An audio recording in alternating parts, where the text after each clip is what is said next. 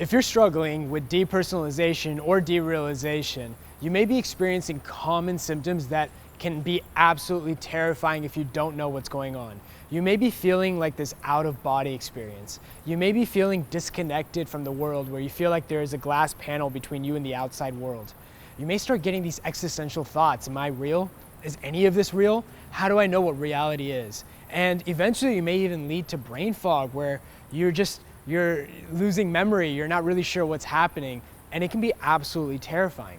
What I want to talk about in this video is really what's going on, why you're experiencing these things, why it's not as scary as you think, and more importantly, if you could just focus on a few things, you can make sure that this goes away once and for all, so that you can just go back to living without any of these symptoms being there. So pay attention. Got the power in my hands, I can't get enough, get enough. So when I started experiencing depersonalization, derealization, it actually happened as a result of a panic attack. So I had a panic attack, and like most people, I didn't really know what the panic attack was. I'd never experienced it. I genuinely thought I was going to die. And so I started experiencing these symptoms of depersonalization, derealization.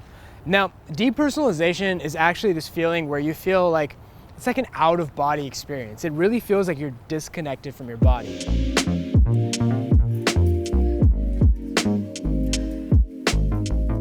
Now, if you don't know what that is, I mean, if you've never experienced that before, it can be actually quite terrifying. Derealization is this feeling where you feel like nothing's real. You're not sure, like you'll look at your hands, you'll look at the outside world, and you're like, none of this feels real to me.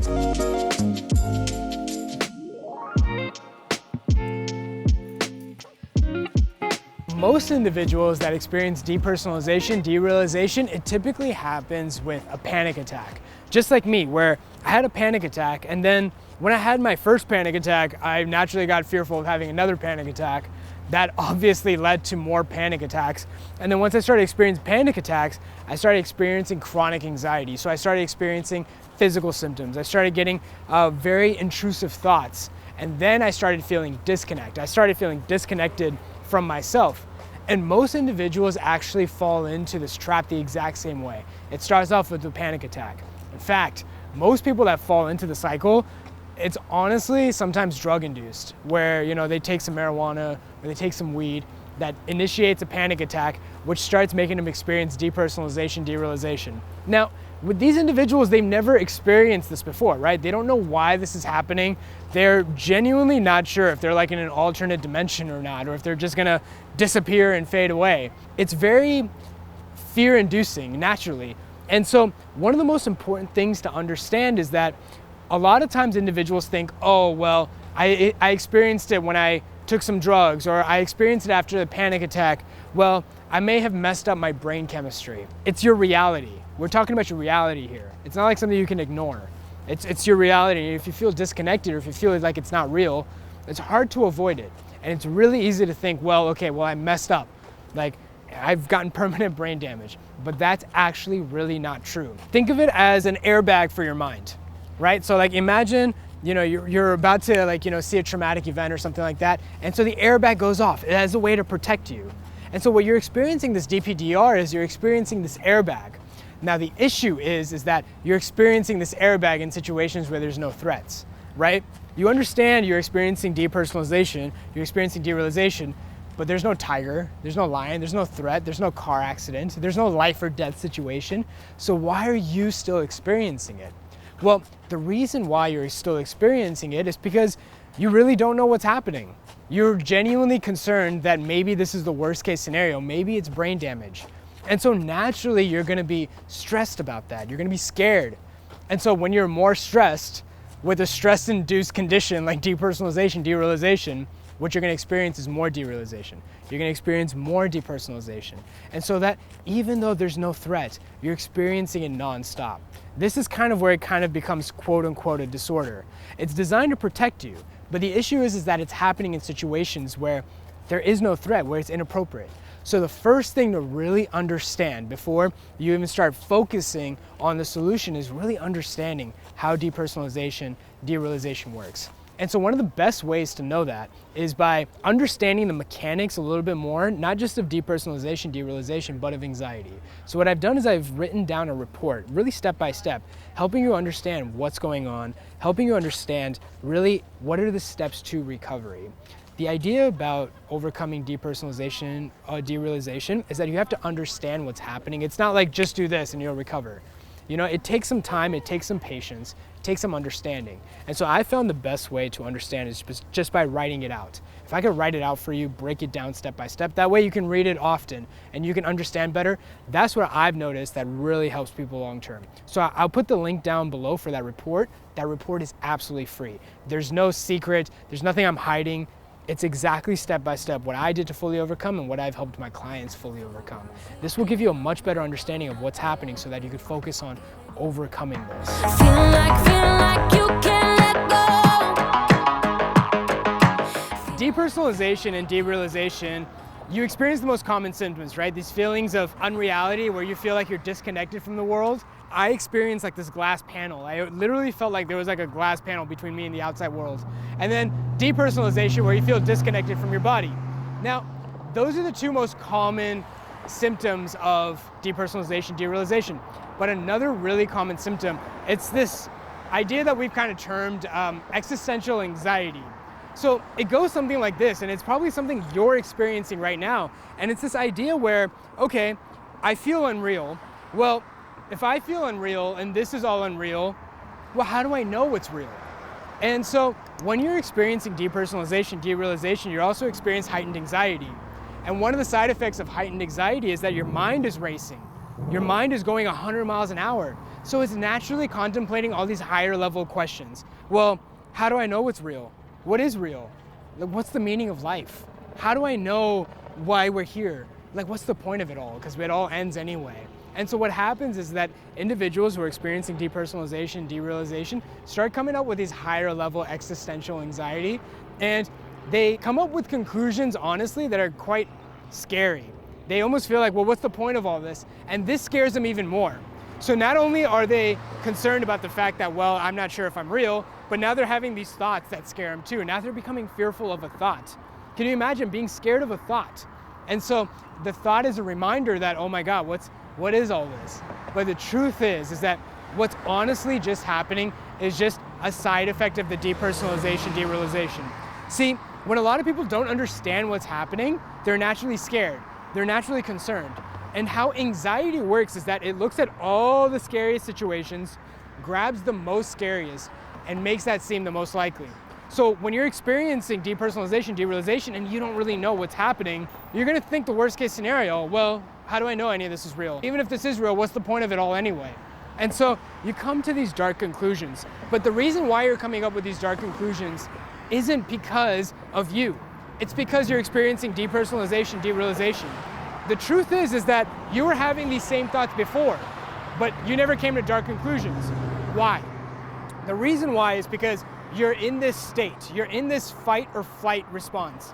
You're actually in part of this freeze response, which is more of the depersonalization, derealization. I don't want to get too much into the details because, look, you don't need to be a neuroscientist to come out of depersonalization, derealization. You just need to understand some few principles. And the important thing to understand is that when you're feeling this disconnect, it's just that airbag that I'm talking about, that mental airbag that's designed to protect you. But because you didn't know what was happening, you're now trying to extrapolate that airbag scenario and now trying to come up with higher level answers to higher level problems while you're in this survival state. What I'm essentially trying to say is that this existential anxiety is also part of the derealization, depersonalization. Once you remove the depersonalization, derealization, will you have these thoughts? Yeah. But are they going to be as frightening as they feel right now? Are you going to come up with dark conclusions? No. That's actually not true. So recognize that the conclusions that you're coming up with are state dependent. Your state being the fight or flight response. That's your default state right now. And if you can just lift that, come back to baseline like I have, like so many other people have, now you can think about these questions. So here's what I would recommend. If you're struggling with existential anxiety, along with the depersonalization, derealization, push that to the side. It's okay for your mind to go there. It's okay for you to even come up with these conclusions for now. But keep an open mind. If you just focus on the depersonalization, derealization, all this ends up going away. Then you can think about this more. But I guarantee you, if the depersonalization, derealization goes away, the conclusions you're coming up with right now are not gonna be the same conclusions you have right now. It's gonna be a little bit different. Another very, very common symptom with people who are struggling with depersonalization and derealization is this vision changes. And so a lot of the common visual changes that people experience are blurry vision, those eye floaters, tunnel vision, the visual snow, and almost like objects are in 2D. And so what happens is individuals are struggling with this concept of reality, what's real, oh my God, I damaged my brain. And then they also start wondering, oh my God, what's wrong with my vision? Is there something wrong with my vision? Like, these are my eyes. And they'll even go to optometrists several times, and the optometrist will like look at it and be like, yeah, I mean, this person's fine. That's exactly what happened to me too. And so it's really important to understand that when you're experiencing something that is trauma-based or stress-based, like depersonalization, derealization, your fight or flight response is a response every mammal has that's designed to protect you. Now, why does a fight or flight response matter here? Well, the truth is that when you're experiencing depersonalization, derealization, an anxiety-based condition, what happens is that your body kind of reacts very similarly to a threat. Now, historically, our threats were predatory, meaning it was like a lion or a snake or a bear or a tiger. And so we normally responded by responding to a threat, which is either we fight it or we run away. Depersonalization, derealization, again, is more about the freeze response where you kind of stay still. But the main important thing here is that when you're in this sense of being in a threat, what happens is all your sensory organs become heightened. As humans, really, our most unique trait is really our vision, right? We have great visual acuity. We've been designed evolutionarily to see threats visually. The smallest change could determine if there's a tiger behind a bush or not. So we have to be very, very, very aware. Now, because you're experiencing anxiety, because you're experiencing depersonalization, derealization, well, you're seeing that, you're noticing visual changes that most people won't notice. You'll experience visual changes that you previously didn't notice. So it's really easy to think, oh my God, my vision is changing. I'm experiencing blurry vision, tunnel vision. Does that mean there's something wrong with my eyes? No. Just like depersonalization, derealization, if you could just focus on the root cause, which is the anxiety, all these symptoms go away. And so when you're experiencing visual changes, just know, as long as you've gotten everything ruled out by your doctor, make sure you get everything ruled out by your doctor. If it's been cleared, it's definitely part of the anxiety. Once you fix that, which is that report down below, then all of this goes away. Now, the last thing I want to mention is something that is called brain fog. So when you're experiencing this DPDR, you have this problem that seems very unsolvable, right? You're experiencing something that's affecting your reality 24/7. And so what happens is that your mind kind of gets really tired over time. Like, think about it. If you have a problem that seems unsolvable, that seems 24/7, that's convinced you that you're broken and that you can't come out of this, that's gonna tire your mind.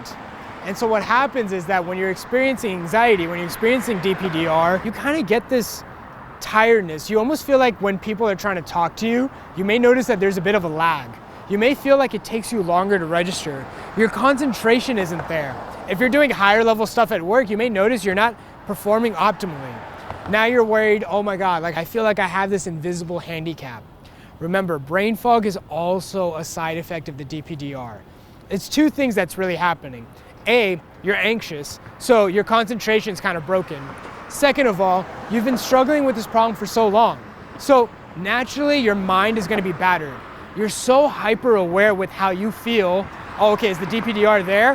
How often is it there? Okay, it's a little bit less today. Oh no, it's a little bit more right now. What does that mean?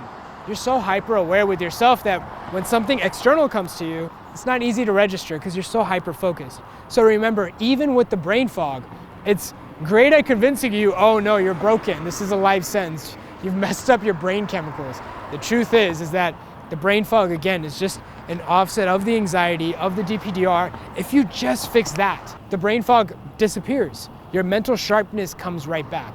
So make sure when you're throwing all these things in, the visual changes, the feelings of unreality, the disconnect, the brain fog, and all these other things that I just mentioned, throw it under one umbrella. Moving forward, you only have one issue. If If you can just fix that issue, all of this ends up going away. Reach for what's inside of you. Are you ready? The fact that you've made it this far in the video, I know exactly what you're going through. And one of the things I really want to highlight that, look, this isn't a life sentence.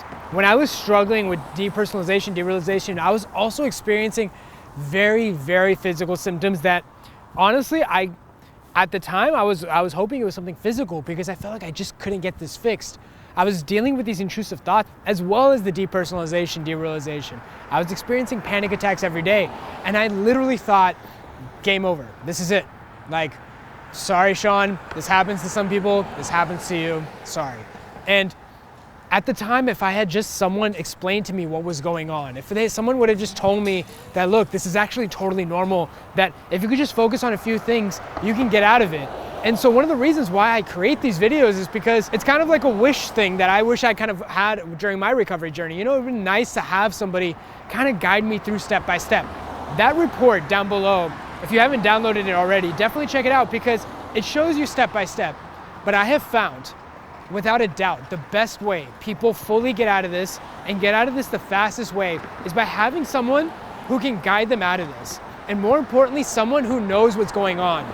Ideally, someone who's actually gotten out of it himself or herself.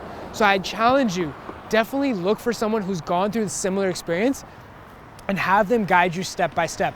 I've made it my mission, even on this channel, I have a mentorship program where I'm guiding people step by step to recovery. I've even invited some of them into this YouTube channel so that you could see their success stories. You could see how recovery is like, just to inspire you that recovery is possible. You just need to do a few things right. But look, doing it on your own, watching these videos, I get it. It's sometimes hard. Are you doing it right? How do you know if you're allowing it? How do you know if you're doing any of this? Because recovery is often an up and down affair. It's 2 steps forward, 1 step back.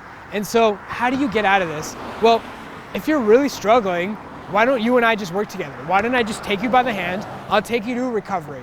What I'm talking about is just surface level stuff. The stuff about recovery, there's so much more about recovery. There's so many deeper struggles that you'll hit as you go out through recovery. And I don't mean that in a way to scare you. I'm just saying recovery is an often up and down affair. And the struggles you have right now, as opposed to as you start getting better, the struggles kind of shift. Even the symptoms kind of shift. If you can just focus on recovery, the end goal, all these symptoms disappear and you can go back to living not just your old life, but honestly, a better life. So why don't we just do that together? So if that's you, go ahead and hit the link down below. This is a link to my private mentorship. I'm at a fortunate position where I can work with a small group of people and I can get them to full recovery. My main focus is that if I'm working with someone, the goal is full recovery. It's not like sessions. Like, you know, you see some people doing sessions and it's not some sort of like info product where you just watch a series of videos. If I'm working with someone, I'm guiding them step by step and I'm not letting them go till they fully recover. That's why I know what's happening, because with individuals, I'm with them every step of the way. I know exactly how to get out of this. So if that's you, hit the link down below. When you hit the link, it's gonna bring you to a short video. After that video, it's gonna lead you to an application. If you're a good fit, my team and I will review and we'll have a strategy session with you. It'll be absolutely free. We can see what your biggest struggles are and really see if we could just guide you to recovery so that you don't have to figure this out on your own. And more importantly, you can streamline this so that you can recover as quickly as possible, put this to the past and continue on living. So if that's you, hit the link down below and I'll see you inside.